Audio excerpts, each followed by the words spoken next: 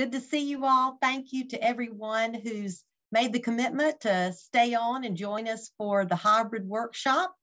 Equip is excited to try out this new form of equipping our presbyteries by doing a workshop alongside of the presbytery meeting. So today we have Kristen Kynard, who is actually an expert in communications and marketing. She is here alongside me now on the Zoom, and we're grateful that Kristen is here. She is one who has turned her business into working in ministry and helping churches during this hybrid time. And so we're grateful that Kristen is with us, and she has an extensive resume that you can see on her website. But I would love to just have her kick things off because we have lots in store in this hour. Thank you for being with us, Kristen. Oh, thank you so much, Donna. It's good to see you again. Let me share out my screen and get my end of things organized. Let's see. Y'all can see that and you can hear me okay. All right, I'm getting some thumbs up. So let me quickly scroll through just to see who's with us today. Thank you guys so much. I understand you had a very busy morning and you grabbed a quick bite to eat. So I'm grateful that for those of you who are here live, but also welcome to those of you who will be catching this later. I totally understand the need to do that sometimes, especially in the world of Zoom. Who in the world am I to teach you this thing about hybrid worship for the next hour? A little bit of background about me. I have been in the field of marketing and communications for over a decade now. And while much of my career was spent supporting the communications efforts of everyone from small businesses, retail, restaurants, et cetera, to larger nonprofits, schools, I launched my company, Digital Congregations, at the start of the pandemic as a ministry in an effort to support churches that were navigating this world of digital communication for the first time and just needing someone to come alongside them and help them figure this thing out. What I was doing early pandemic looked pretty different from what I do now because already the needs of churches have changed pretty dramatically as the needs of their congregants have changed. So as we were exploring, myself and the leaders of your presbytery, we were exploring what might be most helpful for me to help you with in the space of an hour. We decided that maybe some guidance around the issue, the topic of worship, hybrid worship, would be most practical, most helpful. You see, the pandemic and the resultant quarantine taught churches and their congregations that we can do a whole lot more than we knew. And don't worry about the slide for now. I may have clicked over just a little too early. So let's pay attention to me. We'll get to those numbers on the slide in just a minute. But we could do a lot more in the digital space than we realized. We can worship and learn and pray and gather. We learned how to stream and Zoom and edit and post, except that the learning curve was steep and you guys are tired. And yet, churches are faced with a new challenge as they consider how to engage essentially what amounts to a split congregation, one that is at home and one that's in the pews. Before I really dive into what the hybrid worship experience is and what we might need to know about it in order to do that piece of our ministry well, I think it's also important to understand how churchgoers and non-churchgoers alike feel about church in this end-ish of pandemic period in order to better prepare ourselves to serve them moving forward. So much of what I'm about to share is from a recent Barna report. It's probably at this point about 5 months old or so. I recommend it to everyone. It's called 6 Questions About the Future of the Hybrid Church Experience. It is rather extensive, and that is from Barna, B-A-R-N-A. I just looked, it's actually on sale for like $13 right now. So if you're into data and you want to understand what people are thinking about the hybrid church experience in greater depth, then I encourage you to download that. But I pulled out of that report what I felt was most important for churches who are my clients and my workshop participants to know and understand. Now, the Barna report discovered that the emergence of the hybrid church as a reality now and in the future in the minds of churchgoers is not in question. Essentially, that this pandemic and the online church that came out of it will have a lasting effect on how churches operate. Except that the picture isn't nearly as clear-cut as we might think or hope. So I am going to give some numbers and specifics that I found important to note from the report as part of our conversation today about hybrid worship. But know right now that the general conclusion was this: that while most church-going Americans want to return to in-person worship and other programs, they also found major benefits to online worship, and they see a hybrid future coming. Both and. There were two clear markers in terms of trends in the report. There was a generational marker that we're going to talk about a little bit today. And then there was a marker between those who are churched and unchurched. And in the numbers that I've pulled for your reference for this class, we're mostly going to talk about what the report calls churched adults. And Barna defines churched adults as those who have attended church at least once in the past 6 months. Now, why did I pick that group of people to focus on? Why didn't I pick practicing Christians, ones who show up far more frequently? Because, my friends, I am convinced that we are at an intersection in the history of the church. We are at a point where we can reach people that we have never been able to reach before.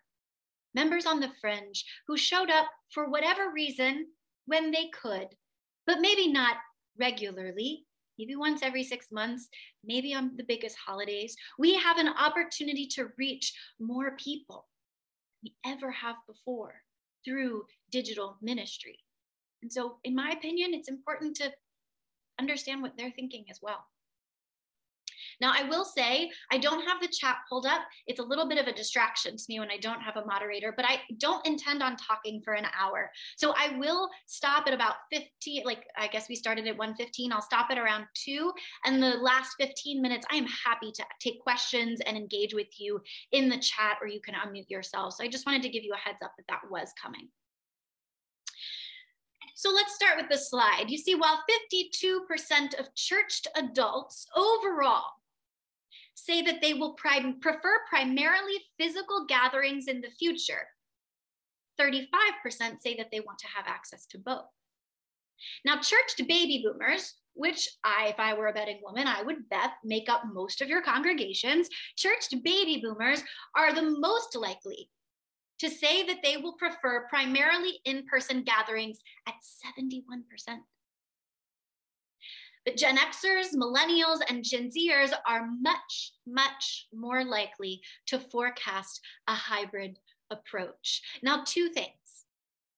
You see, part of my job is to tell you what's happening now and help you figure out what the best next step is. As a communications professional, that's the most important thing that I do. But a very close second is to say, hold on, there's this thing.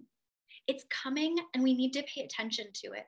And this generational marker from baby boomers up and then Gen X down is really important. It's really important to know that not that Gen X, the millennials, Gen Z, not that they're only ever going to worship with you online. That's not what they said.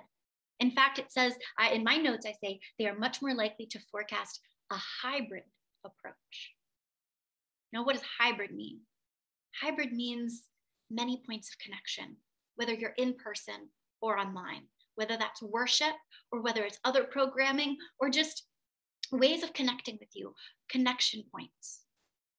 They forecast a hybrid approach. So while most of your congregations may be made up of these people right now who want to connect with you in person, there's a whole group of people that, well, to be quite frank, are going to become very soon your most important givers, who are saying, we need a more flexible approach to being church together, not just worship.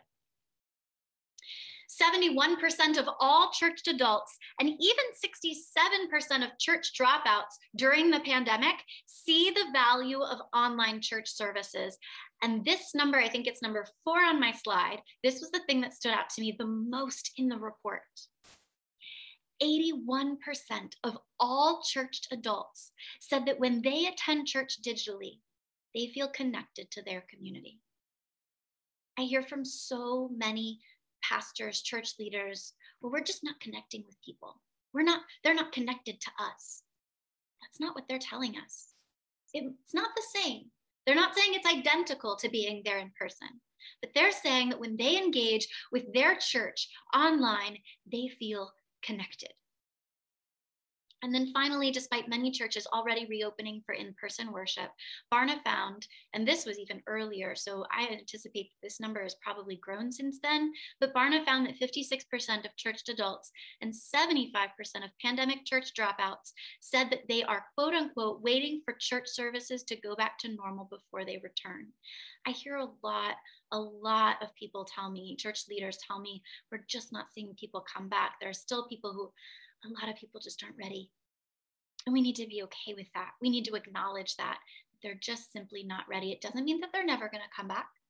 It might mean that they want more flexibility, that they're going to appreciate a hybrid approach, but it doesn't mean that they're never coming back. It just means that they're not ready. So we started with a whole lot of numbers. And now we're going to talk theory. I promise we'll get to some super practical things at the end of this, this little workshop and presentation, but we need to start with theory to position it all, because I think something is happening that is far bigger than just we took worship online during the pandemic. I think we're actually seeing the result of a process that started far before the pandemic. If most church-going Americans found major benefits to online worship, and they see a hybrid future coming, and they experienced real connection to community, then why did they start dropping out? Anecdotally, most churches that I've spoken with have told me that they experienced a decline even before they returned in person, sometimes even a sharp one, in participation since the start of the pandemic. Data is indicating the exact same thing across the country. You are not alone if that's your case. And indeed, according to Barna, among those who are practicing, meaning that they attend church even more regularly than the average church adult, attendance dropped from 79% to 51% among those who attended any digital church event regularly. Now, churches I've spoken with are very quick to ascribe this to screen fatigue. And screen fatigue is real. You're probably tired of sitting on Zoom today. My hope is that my presentation is lively and interesting enough that you sort of emerge from that screen fatigue and feel newly excited about the possibilities that lie ahead, because you see, screen fatigue is an easy answer. We're actually learning, as humans engage through screens more often, we're learning that humans are very quick to overcome said fatigue if the occasion in question is engaging and relevant. Screen fatigue is an easy answer. It's the answer that lets us off the hook, and it's not even close to the whole picture. You see, when I began working with churches exclusively, pandemic aside, I recognized rather quickly that their obstacle to successful digital communication was singular. One. Everything else stemmed from this one challenge. And that is that they were trying to fit what I call go-to-them tools or relational tools into a come-to-us or invitational model. Now you're going to hear me bounce back and forth between those two sets of vocabulary, come to us versus go to them, as I have on my slide, or invitational versus relational. And I offer both sets because different people like different ones. They mean the same thing in my mind. But you see, for decades, the church has relied on a come to us model of communication. with often large and imposing buildings and a purpose that was woven into the very fabric of society, churches could rely on their relevance, their cultural relevance for growth. They would offer weekly worship and special events and regular programming, and people would just show up because that's what people did. Whether we want to admit it or not, this come to us model of communication, well, it hadn't worked quite that well as it had for a long time. I would even venture to say we're working on a couple of decades of that particular model of communication not serving the church and its congregants as well as it had. But then the pandemic hit, and churches were cornered into what I call using go-to-them tools, relational tools like social media and email and websites and even streamed services for worship. Relational tools. Why are these go-to-them tools? Why are they relational tools? Well, you see, congregants have far greater choice when it comes to interacting in digital spaces with their church. They have choice of church, choice of time commitment. I'm really only interested in the sermon, so I'm going to hop on about 30 minutes in. Fingers crossed I catch it. Choice of attention given. I really need that second cup of coffee, and no one knows I'm doing it, so I'm going to get up and go. This greater level of choice means that increasingly the congregant is setting the parameters for the relationship, no longer the church. Parameters such as times and locations and even offerings. At the beginning of the pandemic, most churches made the relatively quick switch to the online church model, and digital church life looked a lot like this. It may even still look like this for you. You live stream your service, you post maybe a daily or weekly devotional, you host the occasional live Q&A, you send some emails, you share a sermon video, you publish, you share, you post, and rinse and repeat. But churches never adapted the model to the new tools. So this is the difference. If I thoroughly perplexed you, if all of this is far too theoretical for someone who is practically minded and was hoping for some real takeaways, then all of this can be summarized in this one way. Churches are still trying to insist that these so-called churched adults integrate into church life. But the question that I believe we should be asking instead, in order to become an effective hybrid church, is how does our church integrate into our congregants' lives? I believe that is what's happening. And if there is tension, if there is misunderstanding, if there is frustration about the development of a hybrid model for your church, I encourage you to ask yourselves that question. Are we still even using these relational tools to insist that our congregants integrate into church life? Or instead, are we saying, we see you, we understand your situation and the challenges that you face every day, and we want to become a part of your life? Now, how do you know? How do you know if you're being a come to us church? Oops, let's go the right way. A come to us church or a go to them church? Well, I promise we're getting to worship very soon. But I want to identify three key differentiators. Three key differentiators between the two. The first is that churches that are stuck using the come to us model are focused primarily, it's an important word, primarily on using digital tools to connect people with their church. But churches that are meeting people where they are primarily using digital tools to connect people with the divine. In other words, are you doing ministry with your digital tools, or are you pointing people to where the ministry is happening? Churches that are stuck using the come to us model are focused, again, primarily on using digital tools to recreate in-person experiences online. And try to pick them up from the building and drop them in the digital space. Whereas churches that are meeting people where they are primarily using digital tools to align with their very calling and carry out their purpose as a church. They're asking questions like, who is God calling us to reach, and what is God calling us to do? And then they're using digital tools in response to those questions. Everything an effective hybrid church does comes from its why.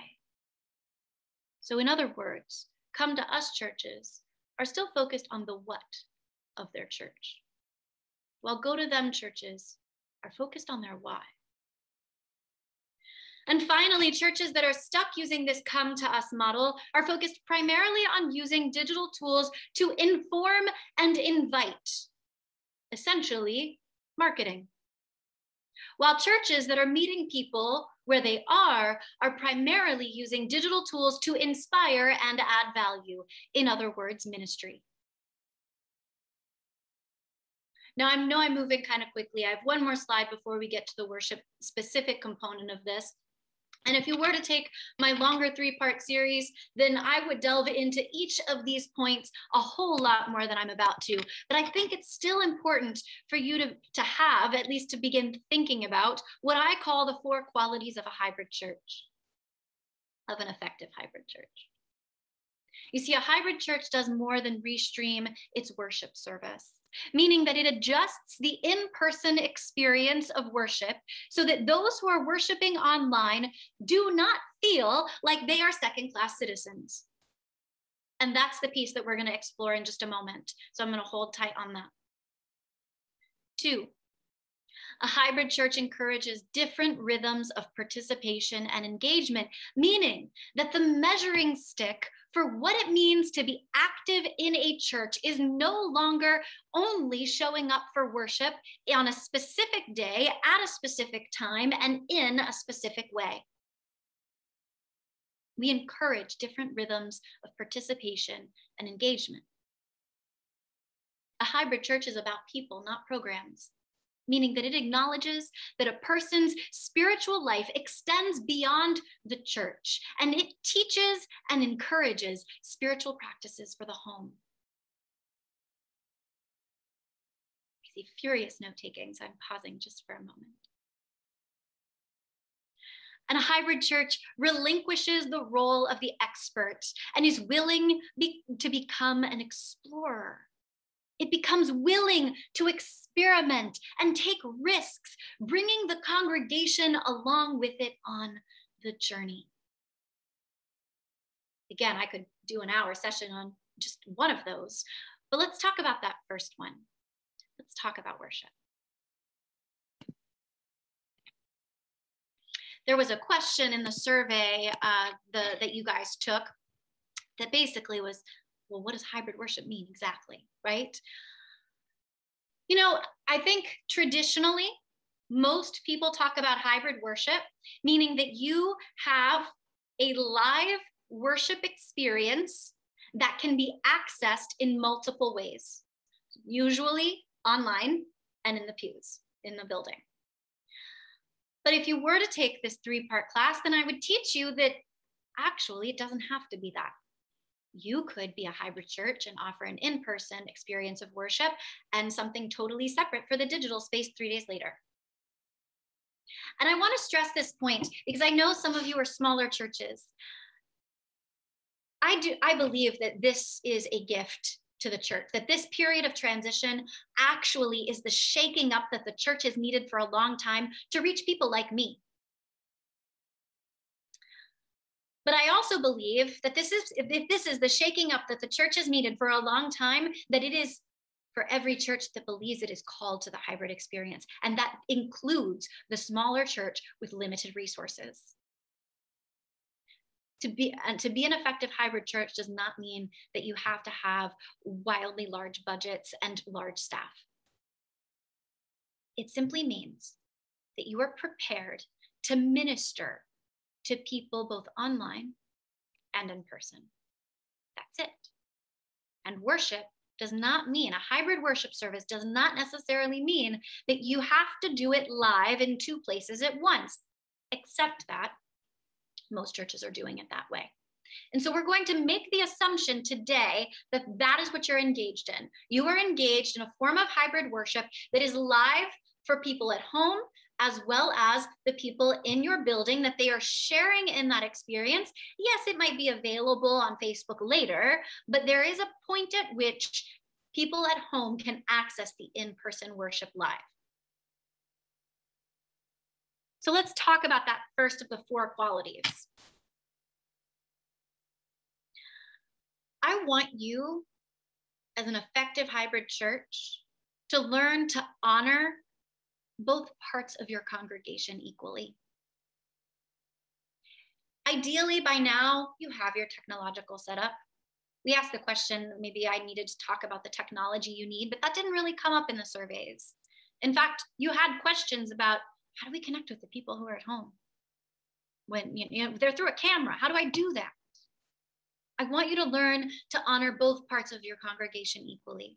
So you have your setup, you're streaming your in-person service to your congregation at home, but how do you ensure that you're not communicating that you're favoring one congregation or part of the congregation over another? And the truth is, there are some very simple ways to begin honoring both parts of your congregation. And these simple ways will carry you very far. It seems silly, but the first one is to make eye contact with the camera. Now, I watch a whole lot of church worship services, digital church worship services. I mean, that's part of my job. It's research, right? For both clients and just general understanding of what the church, capital C, is experiencing in America today. And y'all were really good at looking in the camera until you went back to in-person worship. And then it's like all the church leaders defaulted their muscle memory, right, to looking at the people who were right there in front of them. Except that communicates more than anything else to the people at home. Not only that they don't matter, you've forgotten that they're even there. I want you to begin honoring both congregations by looking at the camera to build a sense of connection and to learn to do so regularly throughout the service, not just in the 2 minutes where you're welcoming them at the top. Furthermore, this goes for every person who stands behind the pulpit or in the choir or who participates in the leading of worship, not just the pastor during the sermon. Doing this effectively is going to require some retraining and reminding. I recently preached at a Presbyterian church here in the DC area, and because I preached there, I got one of the manuals that they give to everyone who's helping in the leading of worship. And the pastor had taken my How to Be a Hybrid Church workshop, 3-part workshop, and throughout the manual, they had reminders for everyone involved in the leading of worship to acknowledge the camera, where it was placed, and when might be an appropriate time to sort of acknowledge it. I feel like I want to tell a story, except I'm short on time. We can tell a story. Let's do that quickly. I had someone take this class a few months ago, and he said, yeah, but you know what? My camera is really awkwardly positioned. It's kind of high up in a corner and off to the side. It's going to be really weird for the people in the pews if I look up at the camera all the time. And my response was, well, it's really weird for the people at home if you don't. So acknowledge that that's what you're doing. Let's talk about it. Say it from the pulpit.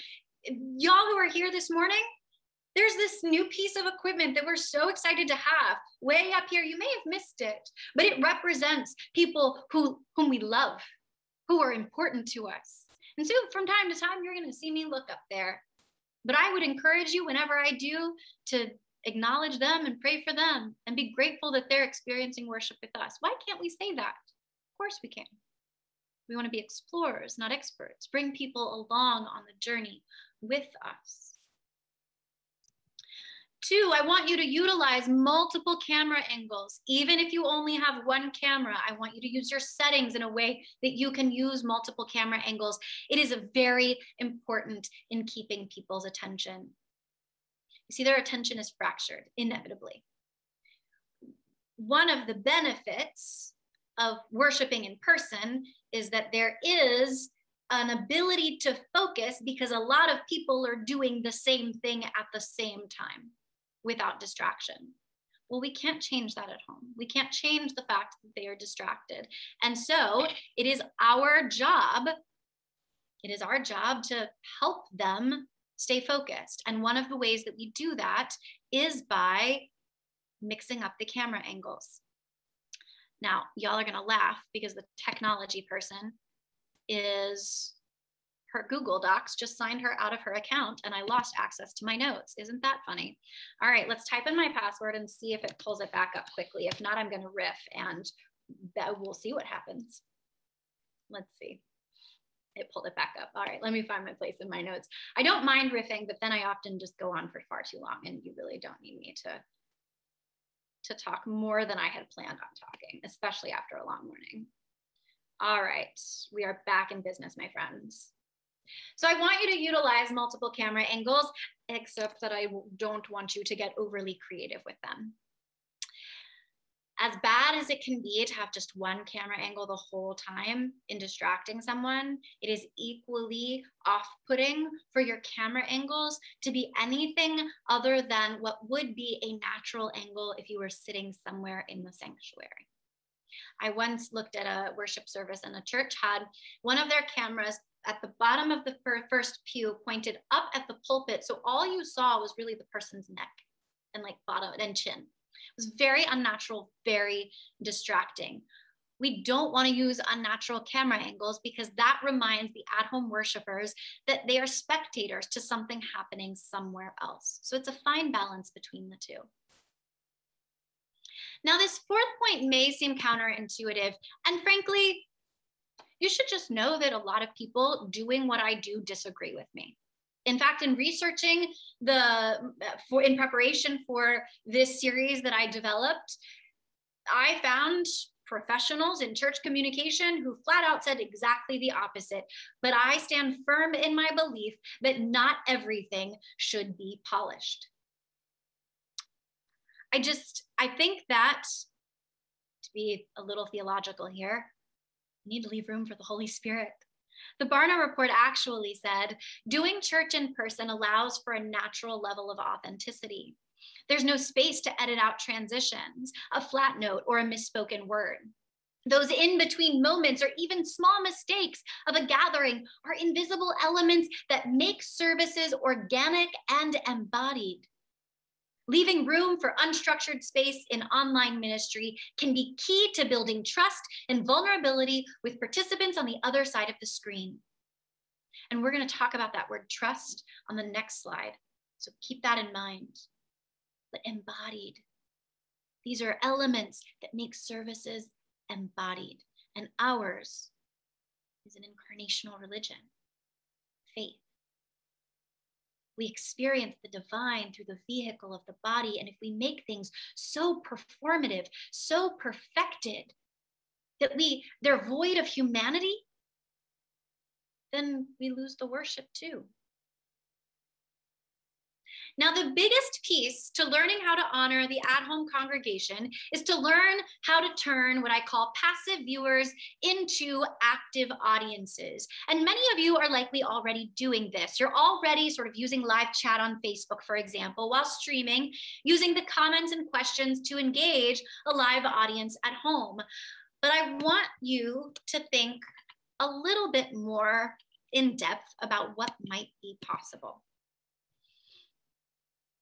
And so this slide, we're going to spend some time on it, but it is the final piece of today's presentation.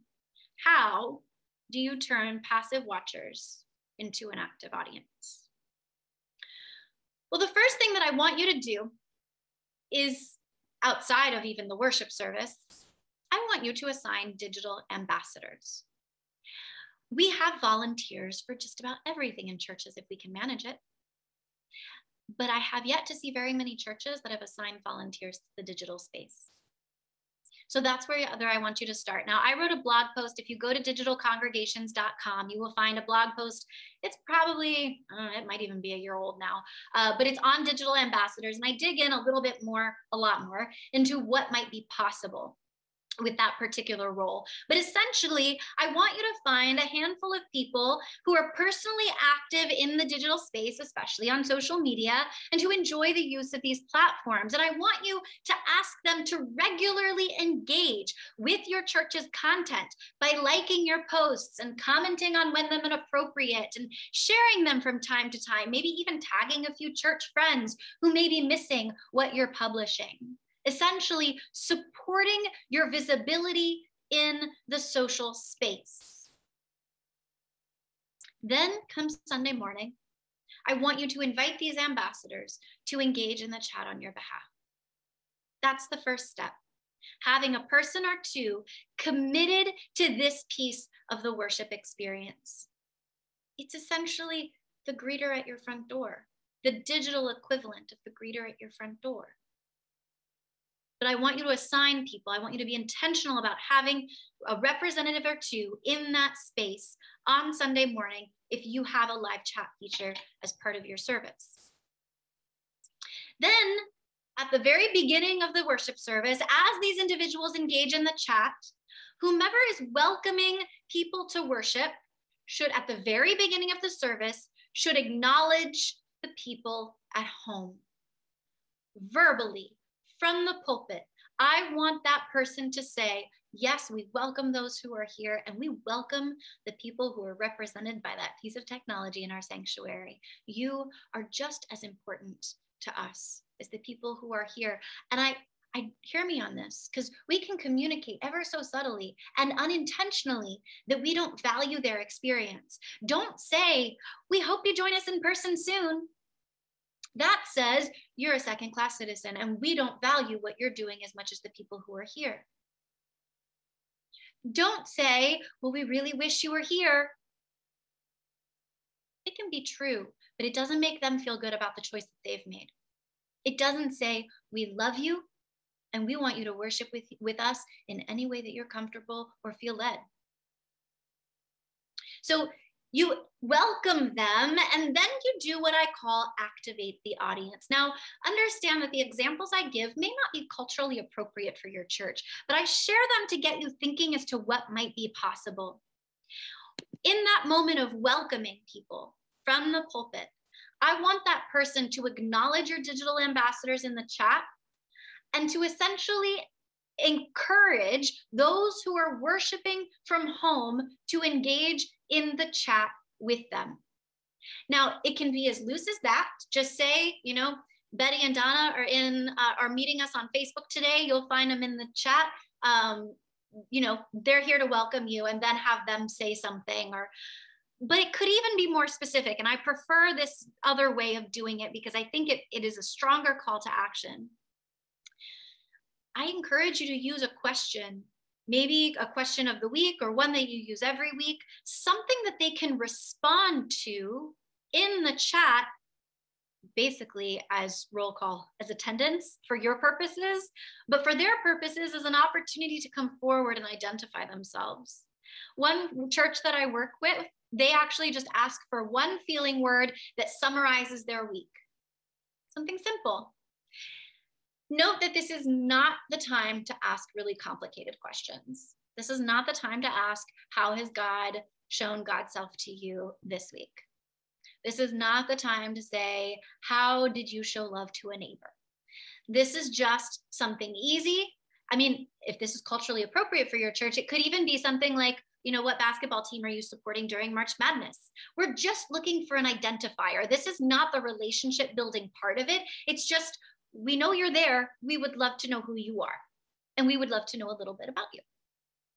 So that person from the pulpit, ask them to engage in the chat, strongly encourages everyone to leave a comment. And then your digital ambassadors take it from there. And here's another thing that I want you to teach them. Every comment should be seen as the start of a potential conversation. We should respond to every comment in that way.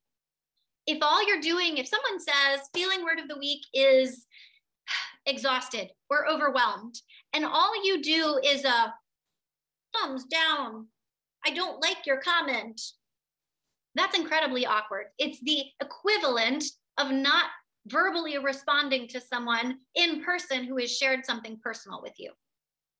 Every comment is the potential start of a conversation. And on Facebook, for example, you could even take that conversation to a private space. So once someone comments on your stream, you have the option to direct message them.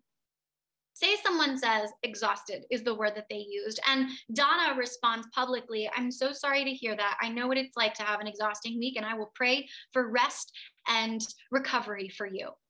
But then she clicks on that little message button and she sends a more personal direct message to the person and says, I responded publicly, but I just want you to know that I am going to be praying for you. And if there's any particular way that I can pray for you, then please let me know. But I hear you on the exhaustion piece. I've been there before, and I just wanted to reach out. That is an actual, not with Donna, but that is an actual example of a church that used this method, used direct messaging, and this person who had just been tangentially connected to this church began participating and engaging at a much, much higher level. So let's see, I said, assign the task of digital engagement to a group of people, engage with worshipers in real time, virtually and from the pulpit. Third, I want you to expect new people to show up and prepare for connection. And this might be the most important point on this slide. And to explain what I mean, I want to use an example of a church from Colorado. They had real success engaging with new people specifically through their live stream. And this was their advice: expect new people to show up and prepare for connection. So here's what they did. They used text messaging. They decided that they wanted new people to text them, or people in general to text them. And you could text one of 3 words to a number. You could text new if you were new and just wanted to acknowledge that you were new and connect with someone in the church. You could text next to this number. And that just indicated that you wanted to take a next step. Maybe you wanted to join, maybe you wanted to be baptized, maybe get involved more, whatever, a next step of some kind. Or you could text Jesus if you were interested in speaking with someone who, which I think is funny, but anyway, that's just my humor, that you would text Jesus. But basically you had questions about your spiritual journey or questions of faith that you wanted to unpack with someone. And then the appropriate person would answer.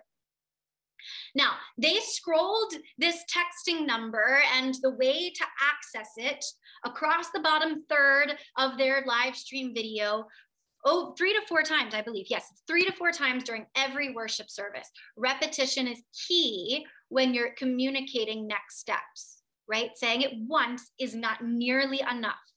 So they did this 3 to 4 times every Sunday, and you guys, not a single person did it for 6 months. No one did it for 6 months. So why in the world am I using this as an example? Because of that word trust that I used earlier. We have to build trust in the digital space too, and building trust takes time. They have to trust, not just us, not just that we'll show up for them. They also have to trust that this thing that you're asking me to do is actually the best next step. It really is the thing that you want me to do, and that someone will respond appropriately to my taking that next step. There's a whole lot of trust involved in someone who has worshiped with you anonymously, especially for a while, that then comes forward. It's not enough to just say, we'd love to hear from you. Well, that doesn't mean anything to me. It's not enough to say it once. We have to be specific. We have to repeat it often, and we have to be patient, because there's so much trust involved in someone coming forward. Now, I shared this example with another group, maybe like a month or so ago, maybe a little bit longer. And someone who was taking the class said, oh my gosh, I actually have a text messaging service that we have as part of this other thing that we paid for. I'm gonna try it. So she modeled it a little differently, but they used it. They said, if you would like to connect with us on XYZ, you can text this number to this word to this number. And someone who had been worshiping with them anonymously since almost the start of the pandemic came forward, texted, and said, I just didn't know up until now how you wanted me to, what the best way to do this was. You think you're communicating that you want people to come forward and you want them to identify themselves, but we're not communicating explicitly enough. We're not repeating that next step enough, and we are not giving them enough time. That person had worshiped with them for a long time. We're not giving them enough time to build the trust that they need. specificity, repetition, and patience. My main point is not that you need a text messaging system. That's not what I'm saying. My main point is that churches need to have an explicit follow-up action for those who want and need connection, because they will not go looking for it themselves. That is basic, that is communication 101. If you don't have a strong call to action that you use clearly and repeatedly, people will not take action at all.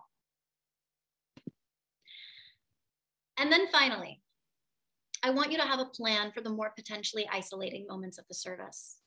I want you to think through any single moment during the service that may feel isolating to the at-home worshiper. It could be something like the passing of the peace or communion. Frankly, it can also be singing hymns. If you don't offer lyrics, or you don't offer some way for someone to sing along in that moment from home, well, that's potentially isolating. I bet most of you offer lyrics. So I'm really talking about those moments that are not as common, like communion, like I'm Baptist. So, anytime we sort of ordain someone, there's a laying hand ceremony, something like that, that is physical, is in person, is especially isolating to the people at home. So have a plan, but communicate that plan. I talked to one church that said, oh yeah, we have a plan for communion. We encourage people to have something to drink and to eat, and we express that it doesn't need to be anything specific. And I said, oh, that's great. Like, how do you tell them to be prepared with that? And he kind of looked at me and eyes glazed over, and he was like, well, we just kind of assume they know it's the first Sunday of the month. Have a plan and communicate the plan. You have context that other people don't. Don't assume that they have the context that you do. One simple idea that was given to me when I taught my How to Be a Hybrid series, hybrid church series early on, it was for communion specifically, but I just thought it was remarkably beautiful. He said, we have the people at home hold their hands over the communion elements that they are using, so that when we pray, we're blessing the elements together. It's so simple, holding one's hands over the communion elements, but it is a physical act of participation that they communicate and have a plan. If you do these things, all the way from making eye contact with the camera and utilizing multiple camera angles to having a next step that you communicate effectively and regularly, digital ambassadors in place to engage with people at home, and you have a plan for the more potentially isolating moments of the service, you will go a very long way toward communicating to the people at home that you value their experience as much as you value the experience of those who are in the pews. And my question to you is, do you? Do you value that experience as much? I'm running out of time, so we can talk about that maybe in the questions, but I think it's important that we ask ourselves that question, because if you don't value that experience as much, if it's just a solid second, then maybe you're not called to be a hybrid church. Maybe that's the ministry of someone else. But if you feel called to hybrid ministry, then it is my hope and desire and goal in my work to help you learn how to communicate to those at home that you love them and you value their choices, even if they're not maybe your favorite choices. Hybrid ministry, it's not for every church, but it's also not going away. It is, I believe, what many churches are being called to. And I believe it is ripe with opportunity and spirit. Okay, I'm going to stop share so I can see all your lovely faces. And I'm happy to take questions. I have a direct message. Let's see. And if you direct message me, I won't use your name, just out of, I don't know if it's personal or not. But she says, if we are doing YouTube for our services, how do we include the connection with ambassadors component? So, a couple of things, Nancy. I think that you can activate the chat. That's an option. On YouTube. I understand why you wouldn't. This gets to a bigger question about engagement in the social space.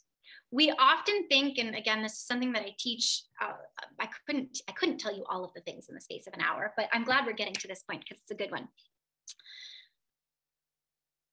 We think that we can often just pick up the church experience in person and drop it in the social media space, in the digital space. And one of the misconceptions that we have is that if people worship with us, that is enough engagement to build trust for them to come forward. That is simply not true. And I won't get into the many reasons why. But essentially, your digital ministry is 7 days a week now. You should be sending emails, using your website as a tool for connection, using social media in addition to your worship service online. And you should be asking for engagement, basically building relationship across these tools 7 days a week, so that you're not relying, no one should rely only on the worship service online for actual relationship building. It'll take you far longer to build that trust that's required if that's the case, if it ever happens at all. So it's okay that you're using YouTube. You're not going to get that sort of digital ambassadors in the chat in the moment. But my hope is that you're using your digital tools across the board to minister, so that people have multiple ways to engage with you. That's when you see really people come out from behind the screen. So I'm okay with you not having digital ambassadors, but I think it's in the worship service specifically, but I think it's important to use them in other ways as well. David says, what about trolls? To be honest, I have worked with, since the start of the pandemic, I've worked with thousands of churches now. I just looked at my roster the other day. That in class settings, through presbyteries, I have only heard of 3 instances where a church was trolled. All 3 were on YouTube, not on Facebook. And all 3 were not they weren't abiding by best YouTube practices.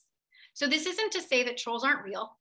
It isn't to say that it can't be a problem, but it is to say that it isn't something that I feel is big enough and common enough that you should feel like you can't engage in the digital space, especially for worship. You can also block people and things like that. So if it becomes a problem, there are ways to fix it, but it's just not that common. Anyway, that's just my personal perspective on it. I know certain people will disagree. Emily says, I had to turn off the YouTube comments because of the inappropriate. Yes, so I don't love you opening the chat on YouTube. It also means that the ads that come up automatically after your saved worship service are not kid safe. So I don't always like the chat being open on YouTube. I think that's a situation where you need to make sure that you lean into other digital tools for engagement. I will say this though too. There are lots of great streaming services that will push out to Facebook and YouTube simultaneously. And people who want to engage in the chat can do that on Facebook. And then people who like YouTube because of its simplicity and because that's a platform they're on can access it via YouTube. I actually, I think that is the best case scenario. It's no additional work on your end. You're just sending it to 2 places at the same time. I got a direct message that says, within your research, what tools or avenues have worked best in this hybrid church season to create connection? You know who you are, who sent me that. Can you clarify? That feels very broad to answer in just a few minutes. I need a little bit more clarity. What kinds of tools and avenues are you talking about? If you could just clarify, give me a little bit more context. I'll move on to another question. Should we do digital announcements in worship videos? You know, I like announcements at the beginning. I think you should start your worship service early. For the same reason that, I mean, I don't know about you guys, but as a Baptist, like you have Sunday school and then you have 10 minutes to go get your cup of water, you go to the bathroom, say hello to the 3 people you care most about, and sit your butts in the pews. We need that time at home. We need those 10 minutes to get our things collected and to be present. Give them that time. So that is a great time to do digital announcements as you're leading into worship. I like that more than a countdown personally. So yeah, I'm all for that. She clarified, you talked about thinking about what connection points we use with digital media, what has worked well. I think this answers your question. If not, hopefully you can ask a follow-up. I believe that the ideal setup for digital connection points across the board starts with your website. Your website should be the hub for all things people need to know, as well as content that resources them. Now, it can't just be that if you never tell people that it's that. You want to design your website in such a way that it is the hub for all church communication. And then you need to build a culture of driving people there so that they know to find the information. Then you use email for the occasional newsletter. This is what's going on in the things that we really need you to know, occasional. And the really important stuff, not all the stuff, as well as narrative.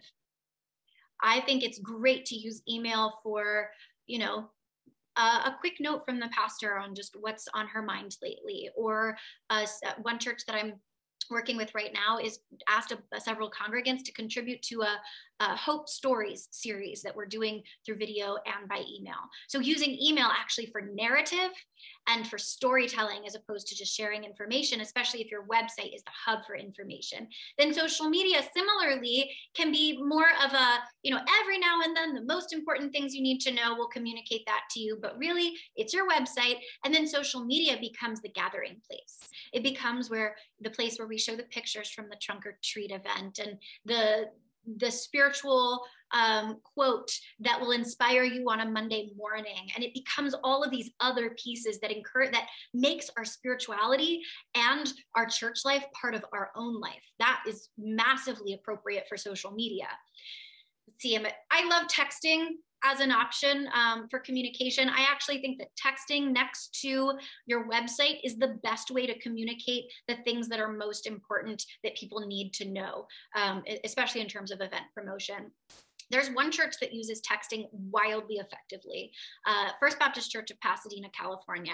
Highly recommend you sign up for their text messaging just to see what they're doing. It is a great mix of ministry and marketing, letting us know that the stream is available if you missed it live, but also how can we pray for you today? They do it very, very well. So that's the ideal setup for me. I hope that's what you were getting at, and that answers your question. I think we have about 3 more minutes. I'm happy to take a couple more.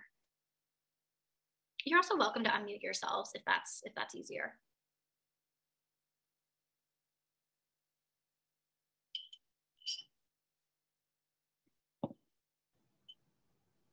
Kristen, I would just add as kind of a follow-up, as communications director for Southern Presbytery, we're talking about doing a follow-up on your presentation into more of the technical aspects of the equipment and software and all of that stuff. So, keep your eyes open for something down the road.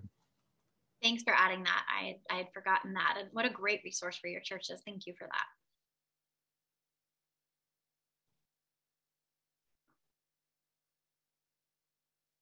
This might be a first if I really end this 2 minutes early. I don't know that that's ever happened in the history of Christian teaching, but that's very exciting. Donna, do we want to keep? Oh, I see one. Do you prefer live or produced content? Oh, that's good. Y'all are asking some good ones. I think it depends on your congregation. And my clients make fun of me because I always answer questions with "it depends," but it really does depend. Live versus produced. I like a mix of both if you can do both. I like a mix of both in the same service if you can manage that. If you can't manage that, I like a mix of both across the week. So maybe it's, something that is produced that you take live on a Thursday, or that you post on a Thursday, and your worship service is fully live. I also think that they hit different notes. Live brings people together. Produced builds intimacy. So again, I like both if you can manage both. I also think that you need to know what your congregation is most in need of.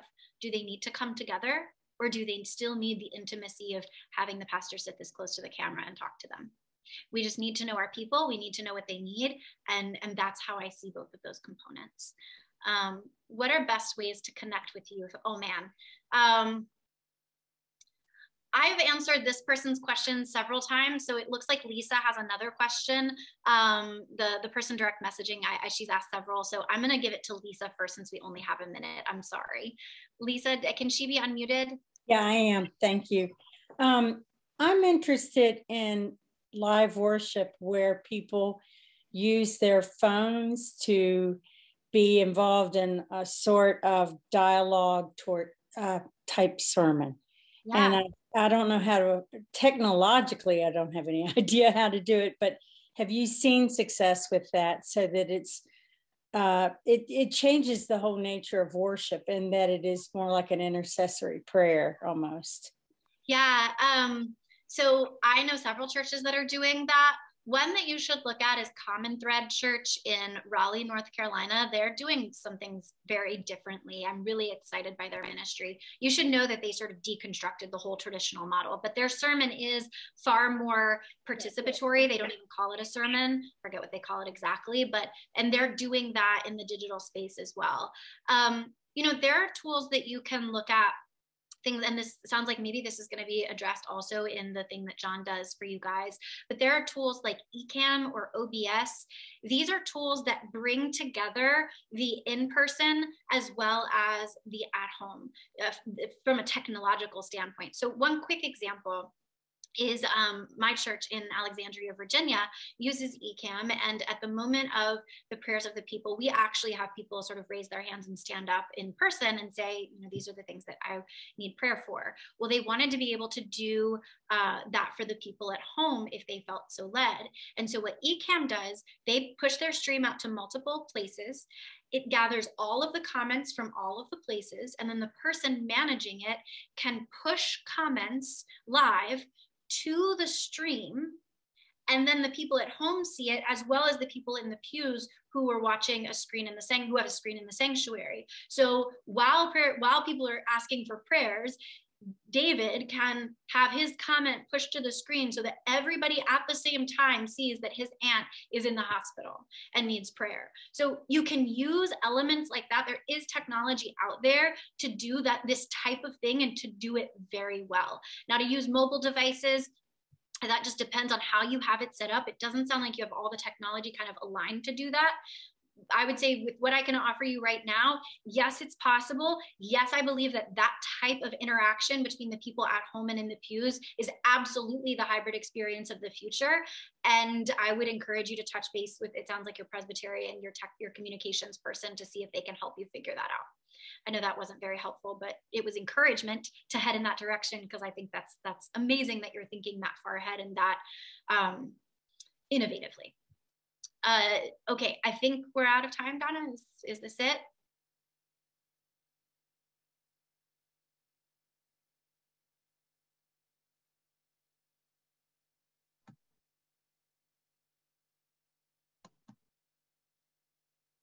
Am I unmuted now? All good, all good. Kristen, thank you so much. This has been extremely helpful. It's been inspiring. It's been informative. I would encourage you all to check out digitalcongregations.com, where Kristen has lots of tools and resources and blogs. I read one this morning about children and youth ministry that was extremely exciting for me. So it made me wonder about lots of things that we're doing. And once again, we thank you. And we're grateful for all of you all that stayed on today, and hope that this was informative for you and that we can continue to engage with Kristen some more. So thank you to everybody. And if you'd like to do more things like this in this venue, and if you'd like to learn more things like Kristen shared today, let us know and we'll continue to work towards that. Thank you, Kristen, and thank you, everybody.